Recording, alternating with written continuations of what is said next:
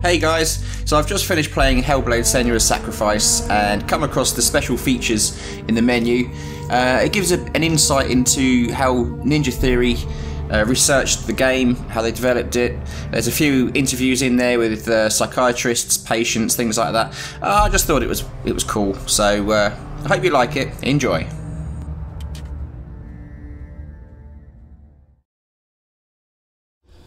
Stormy seas and lost souls. Who is it? She's dreamt of this before. It's coming. Is it? They say dreams are visions of our memories, thoughts and fears, as seen by our inner eye.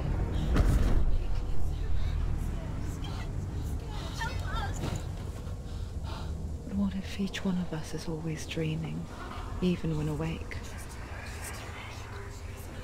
And we only see what our inner eye creates for us. Is this what hell is? A world shaped by Senua's nightmares. Maybe that's why people fear seeing the world through her eyes. Yes, she's scared. Because if you believe that Senua's reality is twisted, you must accept that yours might be too.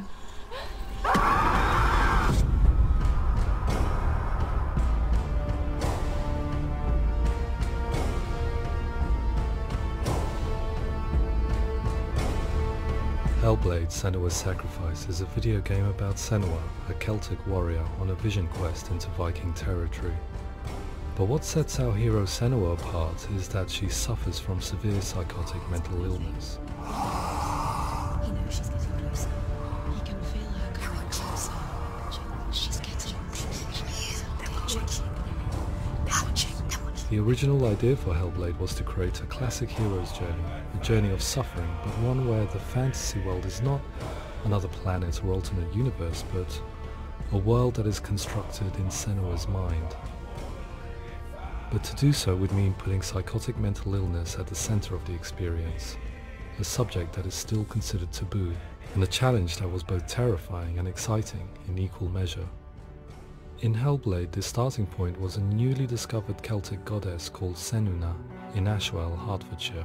When first discovered, her name was thought to be Senua, a name which I liked and kept. I wondered if Senua might have been a Celtic warrior like Boudica who stood up to the Romans. While the Romans had conquered all of Europe, there was a group of Celts up in the furthest reaches of the Roman Empire that could not be conquered, the Picts. And so the Romans built a wall, called Hadrian's Wall, that spans across Britain from sea to sea to keep the Pictish barbarians at bay. The Picts were known for their war paint, painted on with woad, and their matted hair clumped with lime. And so Senua would be a barbarian Pict in this image. What's your name? Senua. I haven't seen you before. I don't live home much. Oh, Zeno's daughter. I have to go. Wait! Orkney is off the coast of Scotland and was inhabited by the Picts, steeped in history and mystery, and so I made Orkney Senua's home and set the stage for a crisis. In the late 8th century, the first Vikings landed on the Orkney Islands. The population of the Picts crashed thereafter, replaced by the Norsemen of the 9th century. Were they wiped out? We don't know for sure, but it would seem likely given the reputation of the Vikings. The Northmen's brutality is legendary. High-ranking leaders and chieftains of the tribes they conquered were often offered as sacrifice to their gods. The most brutal of these sacrifices was known as the Blood Eagle. I imagine Senua as a young female warrior who returns home from exile to find her partner, Dillion, brutally sacrificed to a Norse god by these hellish warriors from a faraway land. I imagine the horror of this moment and how it would have dragged her deep into mental torment.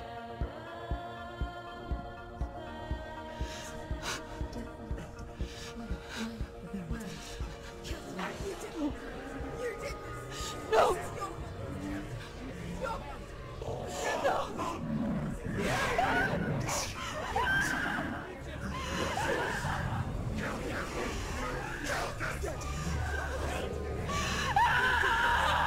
I came to learn that the Celts had a sophisticated and nuanced perspective on the nature of mental disorder. One term they used was Gelt. A Gelt is a man or woman who has been driven mad by a curse, battle trauma or grief. The Gelt would take to a life in the woods in search of penance, punishment and purgation. And so Senua became a Gelt, cursed by darkness, looking for redemption in the wilds.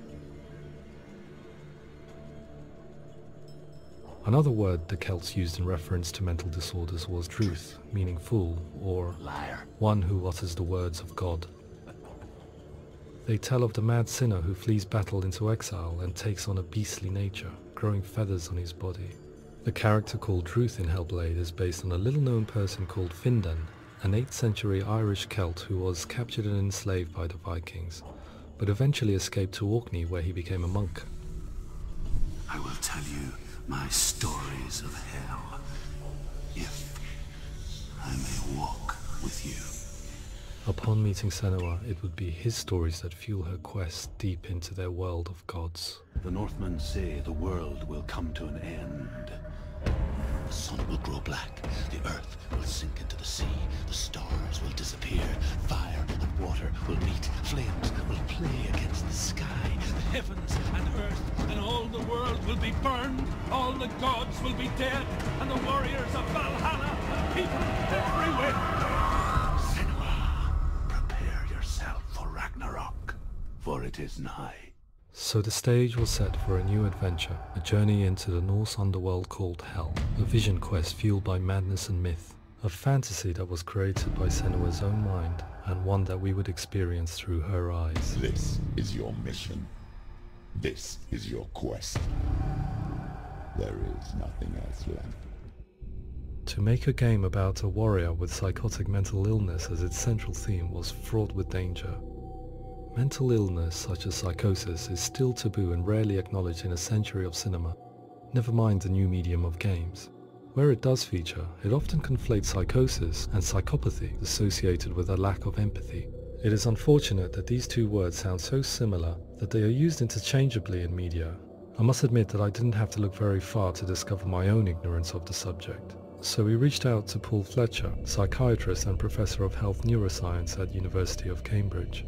Psychosis is a descriptive term, and it refers to having a loss of contact with objective reality. So it's characterized by two main sets of symptoms. One of them is hallucinations, where somebody experiences perceptions when there is no actual objective thing out there to perceive. You're already dead. Who are you? And the other is delusions, where somebody comes to very often bizarre, unpleasant, frightening beliefs when there's no good evidence in favor of them. There's no doubt about it. The source of the darkness is in Helheim. And the goddess Hela holds his soul there. We reached out to Welcome, a biomedical research charity that spends billions on research and awareness programs aimed at improving health. Mental health hasn't always been presented in the media in a way that is particularly helpful.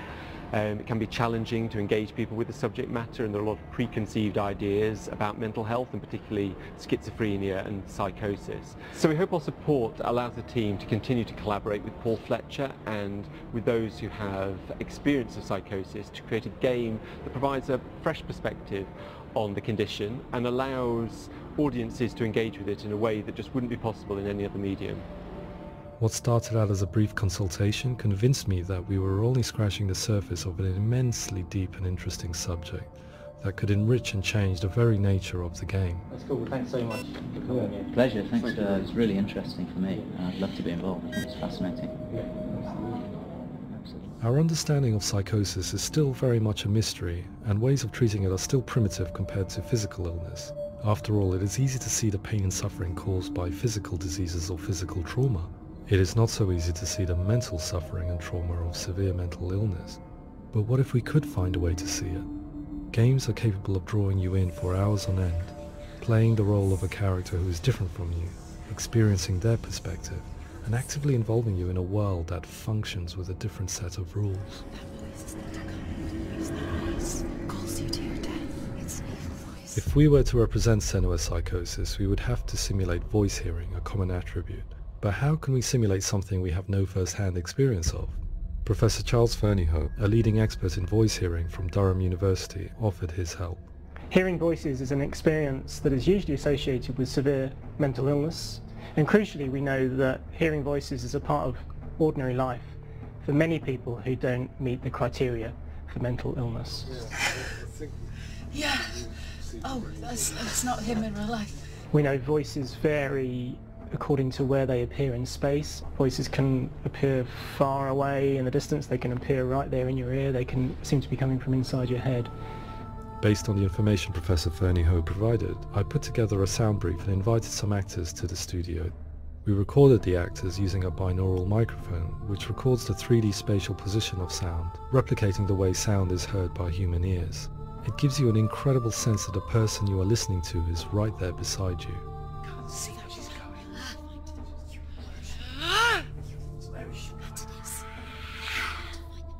Rachel Waddingham from the Voice Collective came to our studio with 2 young voice hearers to speak to our team. We talked at length about their experiences and they listened to our tests, giving us feedback on how we could improve on it. Everyone hates her. She's cursed. It's very hard to represent what this experience is like, partly because it's such a personal, intense, emotional experience. It's testament to how Ninja Theory have been listening to what the researchers are saying, but also, crucially, listening to the experts by experience. What they've come up with is so compelling. It's by far the best representation I've heard of what these experiences are like.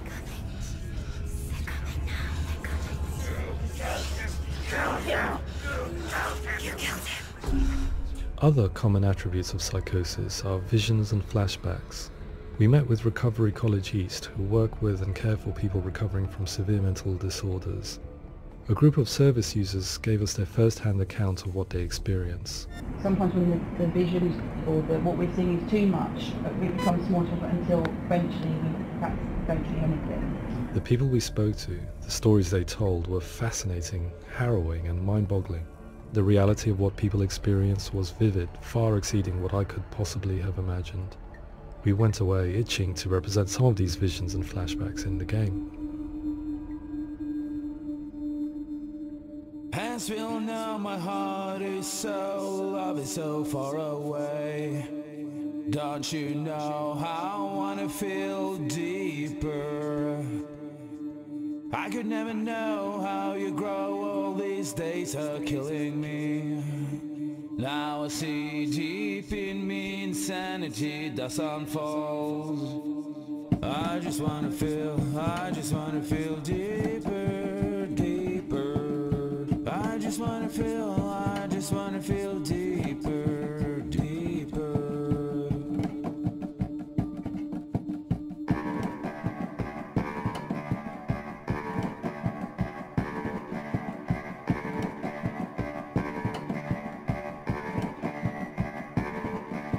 Hansville, now my heart is so, love is so far away. Don't you know how I wanna feel deeper? I could never know how you grow, all these days are killing me. Feel like this, read like this, I just wanna live, that's all. I just wanna feel deeper, deeper. I just wanna feel deeper, deeper.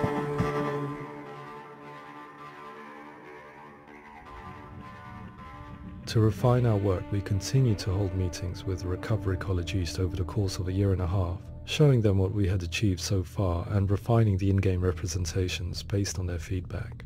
With their help, flashbacks, visions and changes in perception were woven into the story and gameplay of Senua.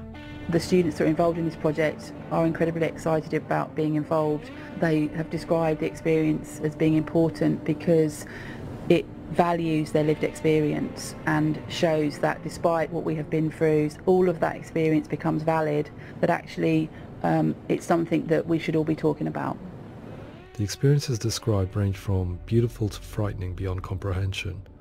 I heard of a girl who has to live with an angry voice screaming at her, slamming on her doors and walls 24 hours a day. I met someone who would often see hanging corpses in a room, so real that she would sometimes try to rescue them. The panic and fear that comes with such visions is entirely understandable, and it can be a living horror for some. Worthless, weak, pathetic. Go on, feel sorry for yourself, because there is no one left to do that for you. I was urged by one fellow that we should not shy away from showing this horror, and so I was perpetually torn in making Hellblade. Had we gone too far with our representations, or not far enough? Broken and lost. Just like your sword. Come on.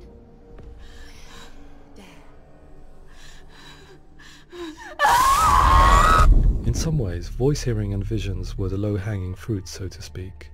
There's another aspect of psychosis that is much harder to explain, but one that I think video games are uniquely able to represent, which are often called delusions.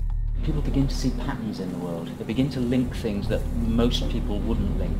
Most of the things that we might think would be coincidence or, not worth commenting on.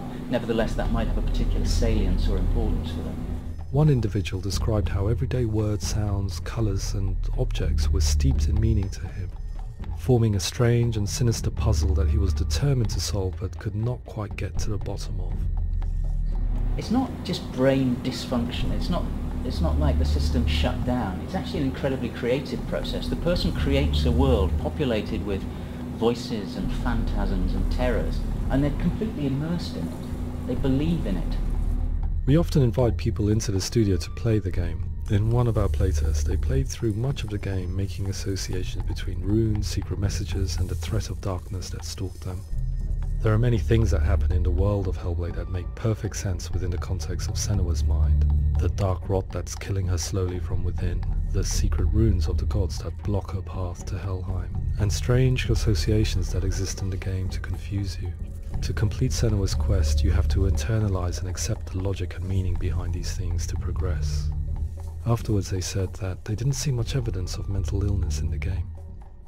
People with delusions of all sorts would argue the same thing, that they are not aware of their experience being abnormal in any way. I need this sword. It's important. Representing perception changes and thinking patterns within Hellblade gives us a set of symptoms common in psychosis.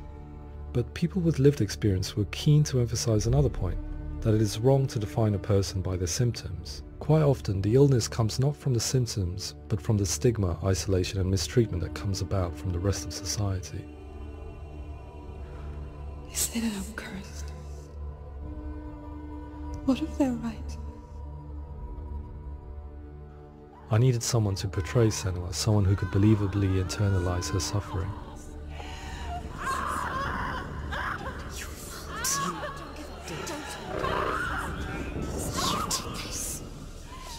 Melina Jurgens, our video editor, had been a stand-in for Senua over a few months while we perfected our motion capture techniques. Without realizing it, she had already auditioned for the role, and I knew her well enough to know that I didn't have to teach her to act, but to relive her own internal pain. As often is the case, those who have suffered mental anguish are never far from us.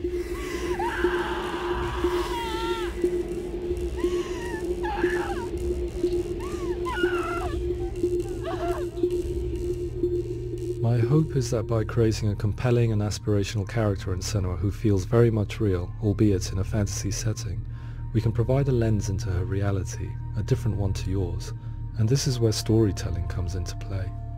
I imagined her life based on common threads in real people's lives.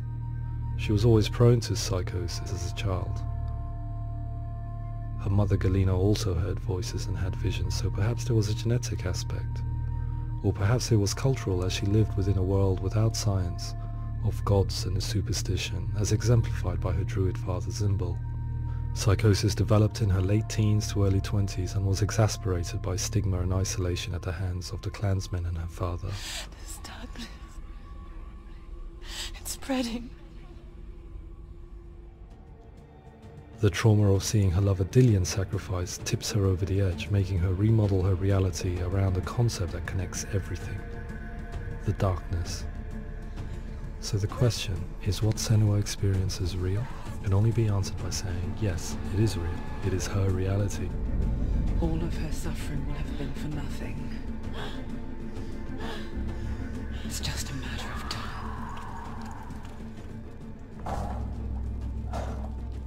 Towards the end of the project, service users and professionals that had collaborated with us were invited to see the near-final game.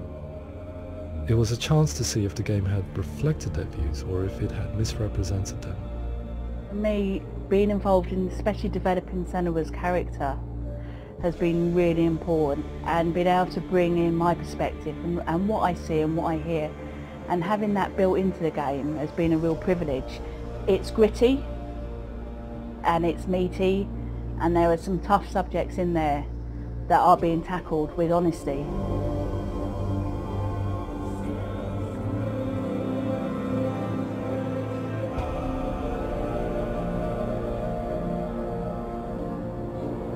I was blown away by it today, absolutely blown away. It was just fantastic to get the opportunity to use our lived experience in a very creative way. There's nothing tokenistic about the work we've put in. It feels like we've been listened to, things have been taken on board, and I think there was a lot of realism in the game itself, and it feels very authentic.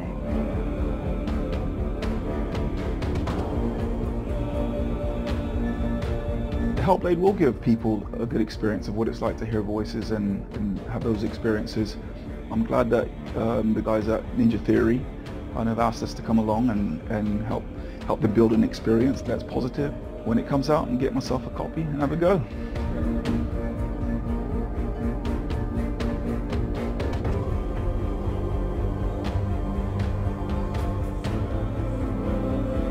I think all the way through I was really inspired by how the conversations have translated into the game in a way that I think I didn't imagine was possible. So wonderful, really wonderful.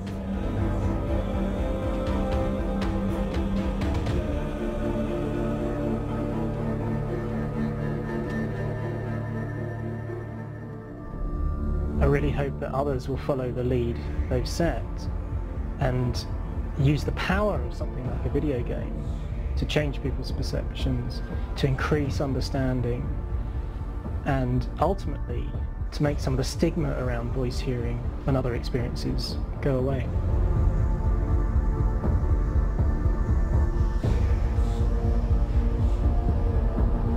For me, it was really exciting to see something that I explore scientifically being represented so beautifully in a character who's trying to penetrate the mysteries of the environment in which they've been placed, with all of this strange uncertainty and noise and conflicting information that they're getting. I'm very excited by this way of trying to represent mental illness, because I think it actually might be offering us insights that we wouldn't get from pure scientific explorations, and actually giving us quite an empathic view of what it might be like.